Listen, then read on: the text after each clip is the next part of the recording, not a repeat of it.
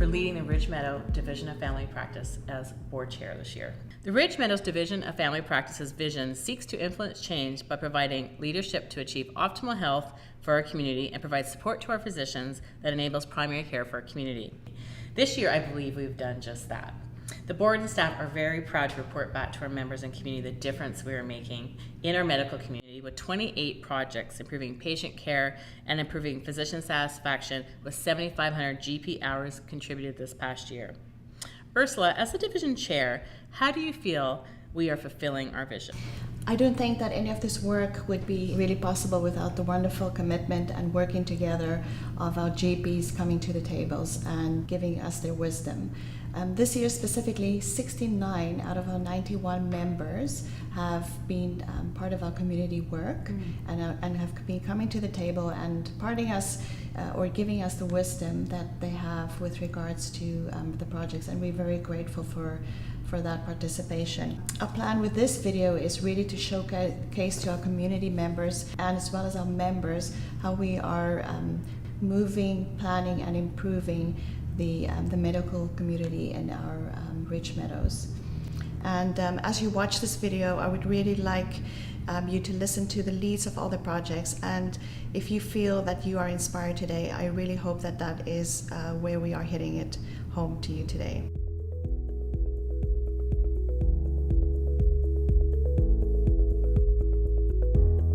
Thank you, Dr. Ken Burns, for being the GP lead on the GP for Me GP Extender project with Dr. Martin Maluski and Urda Grabas for being part of the important pilot model.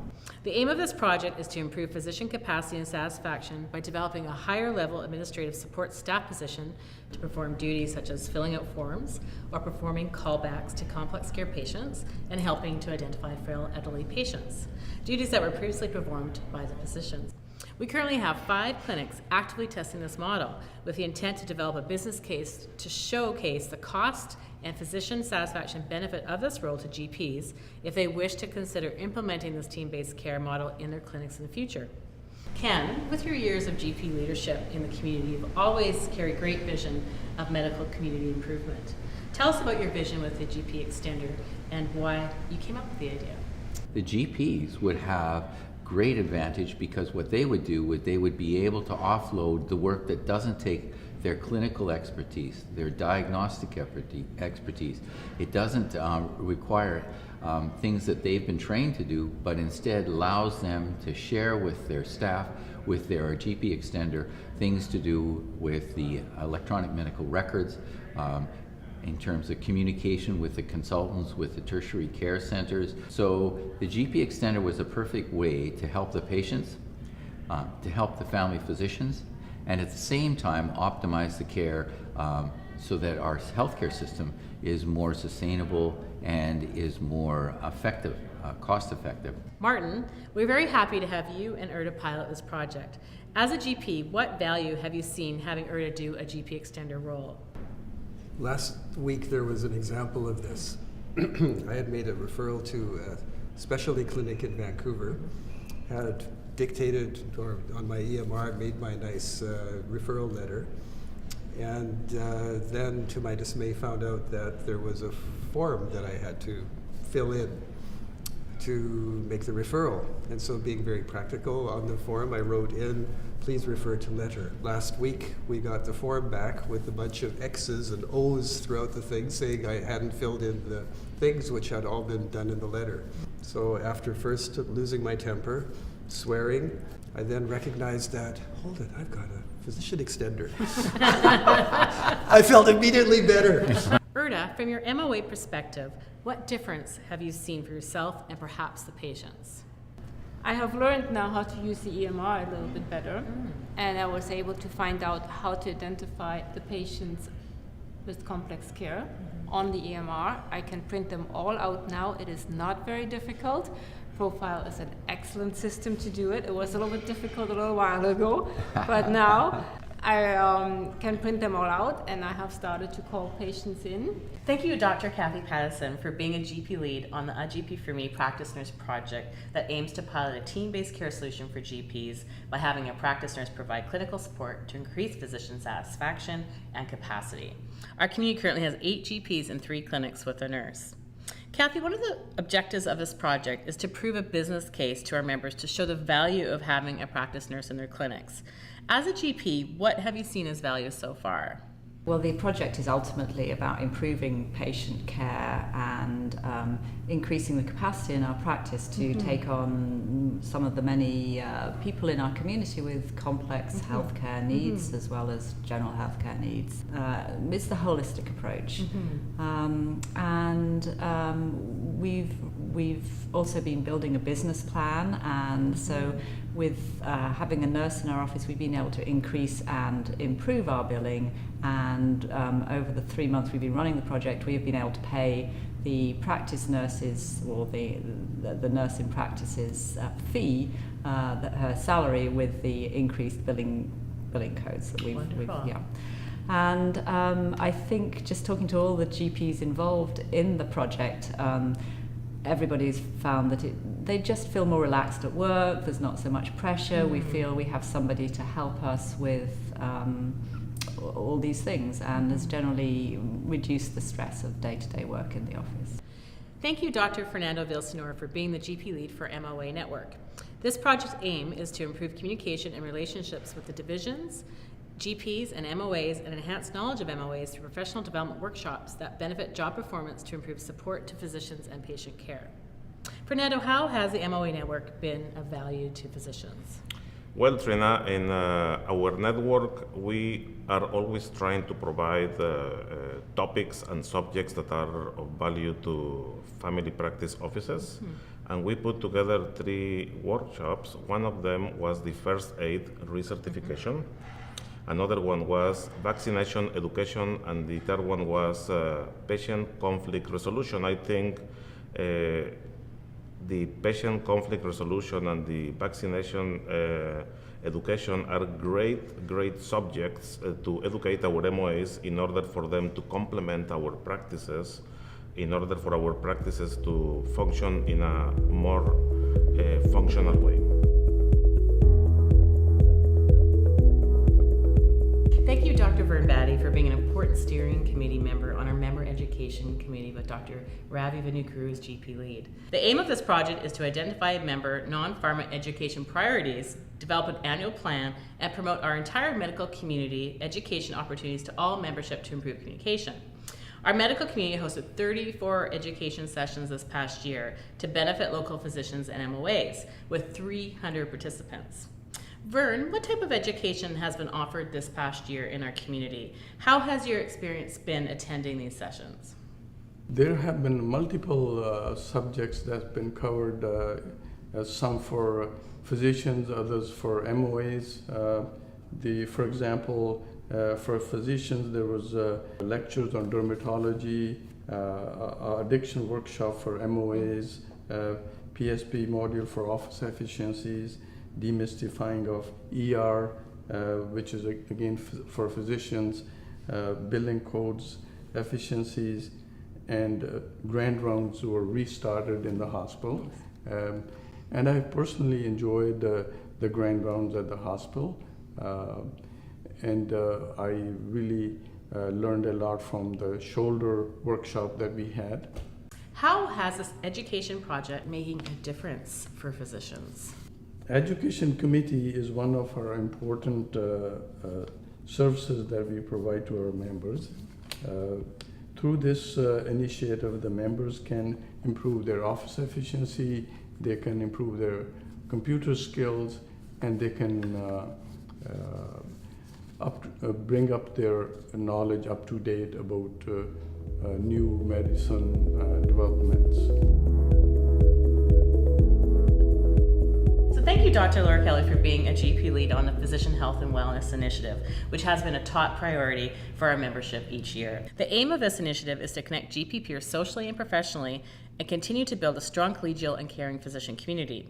The division hosted 5 member networking events over the past year, from a golf tournament to wine and food pairing, a summer barbecue, a member billing event, a walk and cycle community spirit fundraising, and a memory event. We've had over 200 event participants this year. We even created a medical community resource guide with GP and specialist photos with contact information. Laura, how has this networking and connecting helped members? Well, Trina, I think it's very important and special about people meeting face to face and sitting down, breaking bread together, having conversation about things that aren't about the job. And I think a lot of people don't realize how protective it is to be in a community. There's lots of science that has shown that it's protective of the individuals that are in that community, prevents stress and burnout, makes you feel supported when you're going through a tough time or when you're going through a good time. I think most of us do belong to various communities, perhaps our school community or yoga class or golf quartet, but there's something different about being part of a medical community. I don't know who would understand us better than another doctor when you're dealing with a difficult patient or a difficult family, with a college issue, or just telling about an interesting case.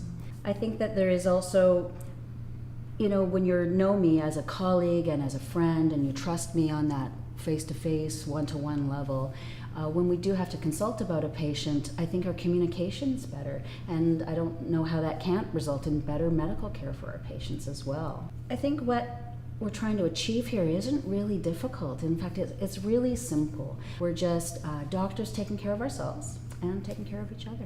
So thank you, Dr. Al Neufeld, for being GP lead to our Physician Recruitment and Retention Initiative. Thank you for Dr. Chella for advising our steering committee, and to Mayor Nicole Reed for your partnership. We've successfully recruited 8 new physicians to our community this year, replacing retired physicians, supporting clinics that overload with patients, mentoring an international medical graduate to our community, and adding a GP to the emergency department in the hospital as well as the maternity clinic. The division continues to work hard at attracting GPs by coordinating community tours, developing helpful how to get started guides, showcasing the community, and developing a red carpet business program to help. The division even developed a Find a Doctor website for a way for new doctors to build their patient roster. So Al, we know it is equally important to retain physicians to stay in our community as it is to recruit GPs. What strategies have been put in place by the division? I think we need to make our new physicians and our older physicians feel needed and welcomed and valued. And one of the things we've done is the introduction of the number of clubs. We have the Old Doctors Club, and we have the Young Doctors Club, we have the Female Doctors Only Club, we have the Everybody Welcome Club, and we have this mentoring program. And I think the mentoring program is probably going to be one of the most important to retain the new physicians that we bring into our community. Some of them are from other countries, with different cultures, or different practice styles, and if our mentors can help them in the transition, I think they'll be more likely to stay. Thank you. So Nicole, how does Maple Ridge plan to be part of the Red Carpet program? You know, I think the Red Carpet program is exceptional. And as a city, you know, we value GPs immensely. You guys are an integral part of our community and the health and well-being of all of our people. So anything that the city can do, we're so excited to explore more exceptional partnerships with the Division of Family Practice to figure out how the city can do even more than we already are. Dr. Challa, how has this initiative helped GP members? There are quite a few ways that could be helped, and I'm amazed that some of these things that you are come up with. Particularly when I was looking for accommodation, you know, as you said, Welcome Club, and you are the one who got in touch with this realtor and who has helped us immensely. And even before we came, we know that we have a place to go. Even before we came here, we have a bank account set up here. And when we came here, getting a credit card was a difficult thing because I don't have any credit history here. So the Welcome group, which you have the what is called Red Carpet program with various professionals, has helped us immensely. Thank you, Dr. Marla Connor, for being one of the 7 physicians at the Ridge Meadows Maternity Clinic, supporting families in your community. And thank you, Dr. Ken Burns, as the maternity clinic's GP lead. Ridge Meadows Maternity Clinic was created in 2002 to meet the growing demand for primary obstetric care in Ridge Meadows area due to increasing number of deliveries at Ridge Meadows Hospital and decreasing number of physicians providing labor and delivery care. Ken, what is the biggest benefit to our local GPs having a maternity clinic in our community? If they're allowed to have themselves take their patients, refer their patients to our maternity clinic, know they're going to get good care. They know the care is going to be within the community. They know the care is going to be at our Ridge Meadows Hospital. They know the obstetricians, the anesthetists, the pediatricians, the other healthcare providers in terms of the maternity staff and the nurses that are going to be involved. And knowing those people, having those relationships, having that confidence in the care, I think is a big advantage for our local GPs. Marla, tell us about what you best enjoy about working in the maternity clinic. Well, maternity was already a passion for me, and so to be able to spend more time in a focused area where you start to feel like you're a little bit of an expert in that area within your realm. Sometimes in family practice you feel like you're sort of jack of all trades, master at none, and so this has been a real joy to be able to do more in a focused area, to be able to work with an incredible team of people, and you feel like you're a real family, from our MOA staff and our manager of our clinic, who's been with us since the conception of the clinic. Thank you, Dr. Martin Maluski, for being the GP lead for the Residential Care Initiative and a contributing GP member on our Senior Steering Committee with GP lead Dr. Ray Tom. These projects aim to improve care for disadvantaged seniors. Improving seniors' patient care has been a member priority for the last few years, and I know you, the GP members, and the division have been hard at work putting this into action. This new seniors initiative was launched this year through the work of GPs and the community to develop a collaborative care model. This means working with home health, community services, specialists, seniors, and families. The goal is to improve care for seniors throughout the system of care. Martin, how is this project going to make a difference for GPs and their senior patients? I think the first phase of the project, Trina, is to catalog all of the community services available in our community and make them accessible in an easy way to all of the players. And by doing such, especially for the GPs, it'll enable us to provide services when needed without having to do a large search and talk to a bunch of basically chasing our tails to get it done. I know your passion for residential care and pleased that we have the opportunity this year to make some local change in providing care for patients. And not only for this year, but for the next 5 years. Can you explain the Provincial Residential Care Project opportunity?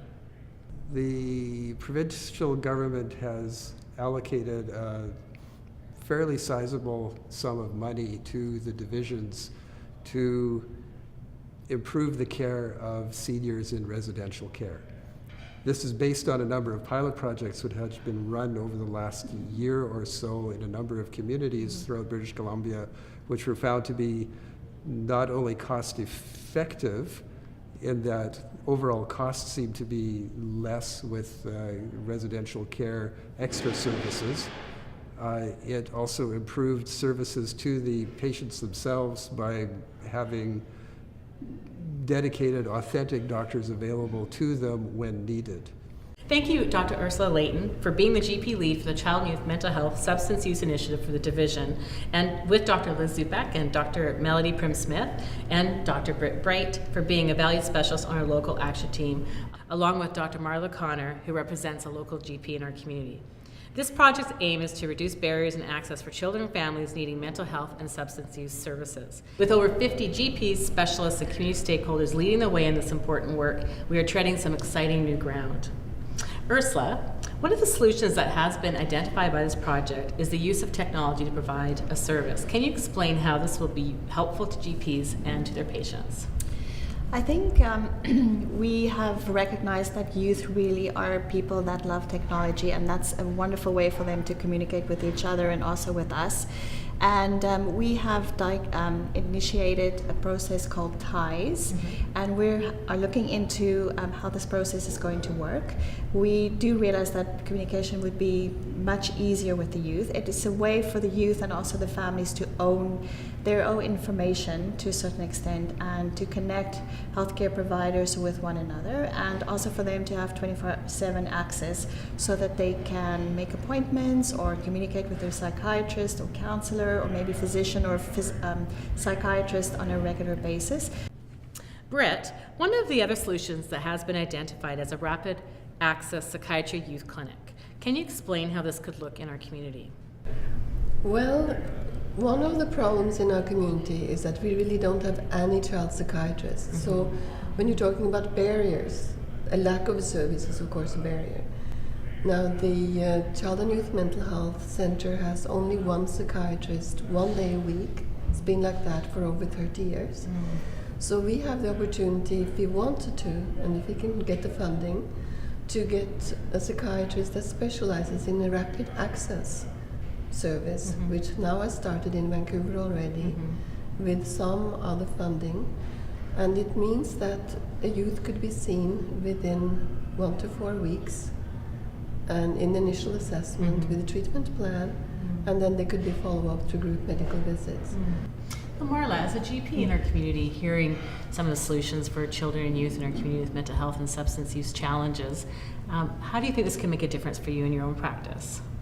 Oh, I'm very excited to hear about the possibility of having a resource like this, because I think we are seeing an epidemic in our child and youth area in terms of mental health. I think that they come into our office, and by the time they actually have faced coming into our office, they want help and they want a resource fairly quickly, and we're telling them that they have long waits for pediatricians or psychiatrists. There just are not the resources, even to get into a psychologist, a long wait. So to hear that there's a resource that we can access quickly, that's going to be multifaceted, that we are going to have feedback from, and we're going to be able to be involved with a team and pull on a lot of resources, and like Ursula had said, even to know all the resources that are out there and to be able to get into them in a timely manner, or access them in a timely manner.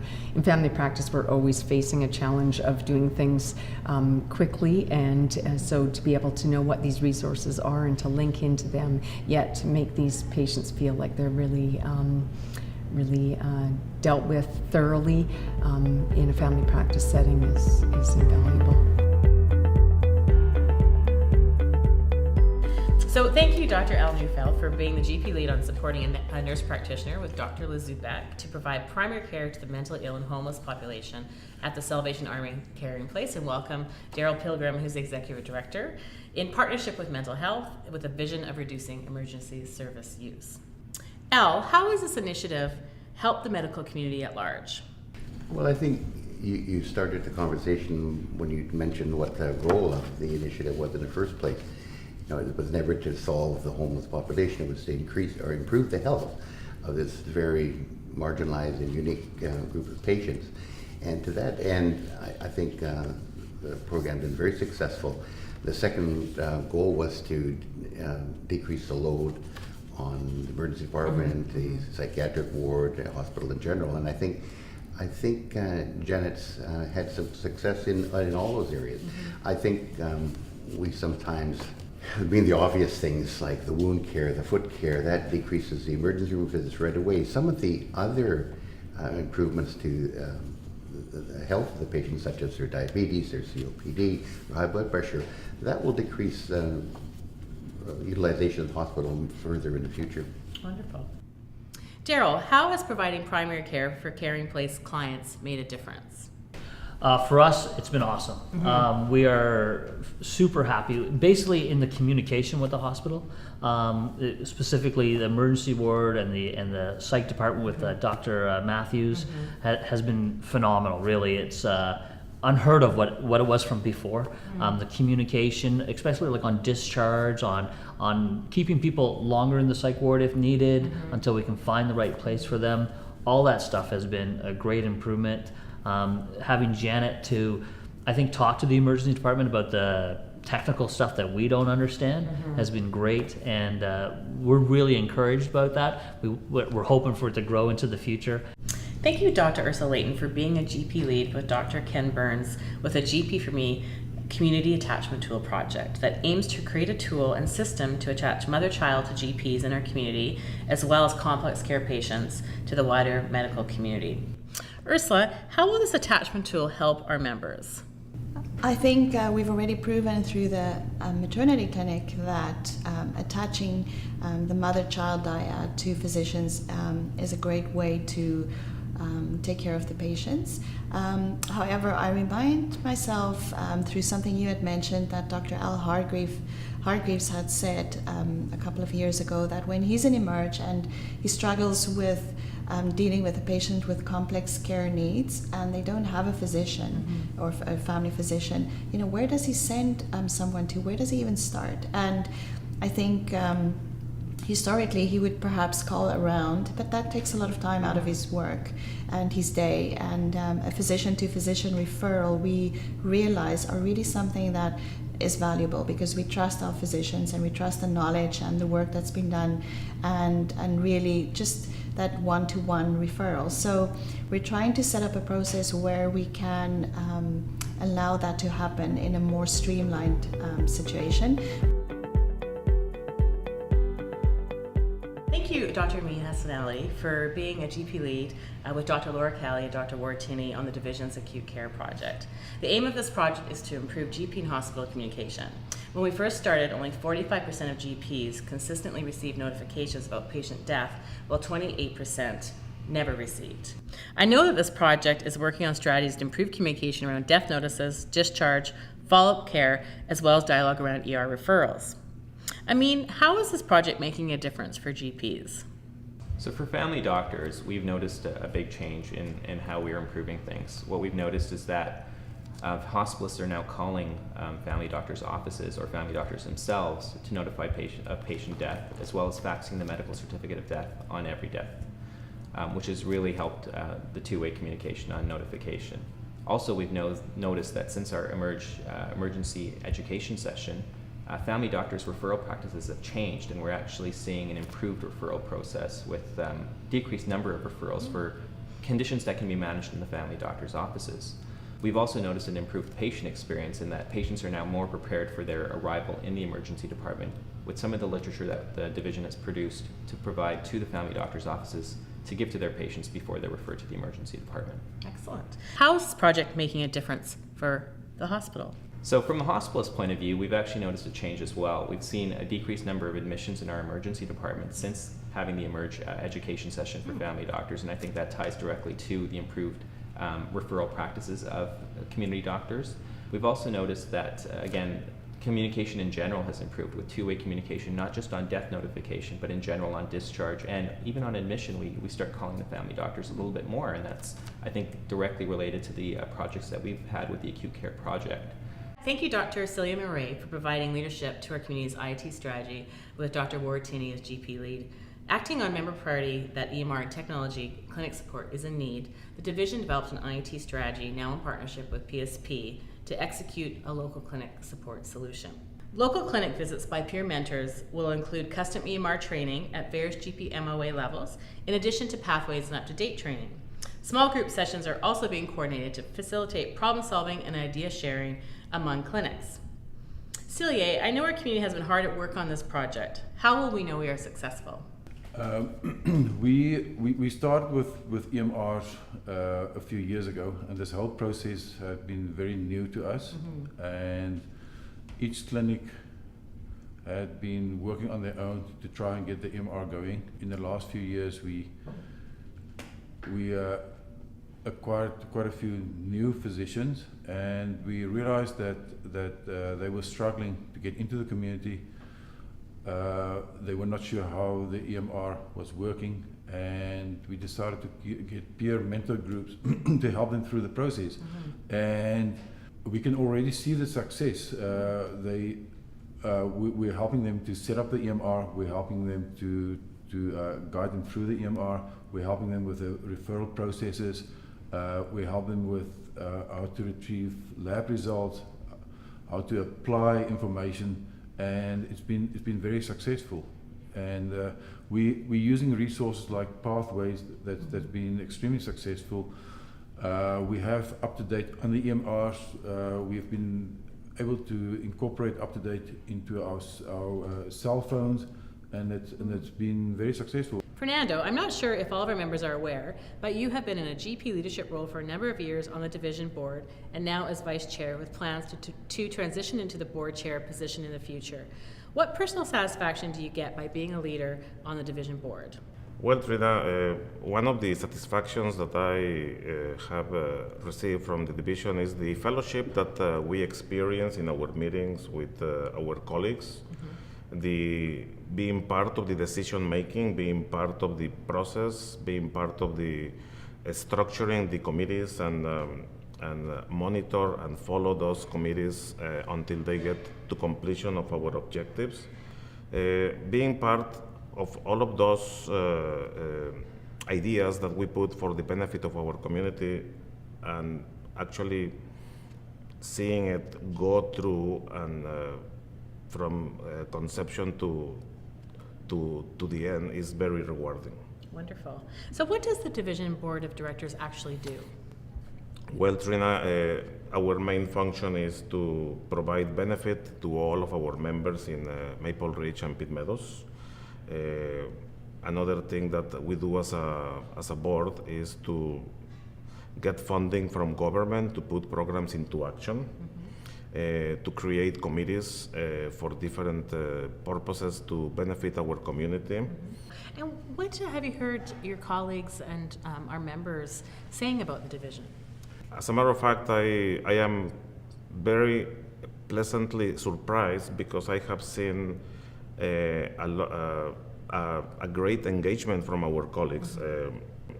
We have created different committees, and I have seen many colleagues joining our committees, and I think they don't have to say that much. Just by engaging in our committees is that they think highly of our division, and they just want to be part of the decision making, and they want to be part of the process, and they want to be part of the creation and completion of our goals in order to give to our community.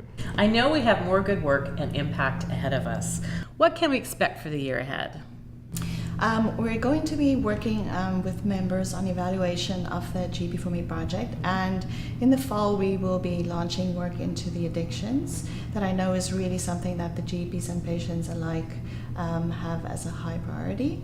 And then we will continue our work with our child and youth mental health, our IT strategy, work with our seniors, as well as our member education projects, and we will continue to do that work. We will also continue to ask our members their valued input in order to stay on track with what they really want us to work on and improve on.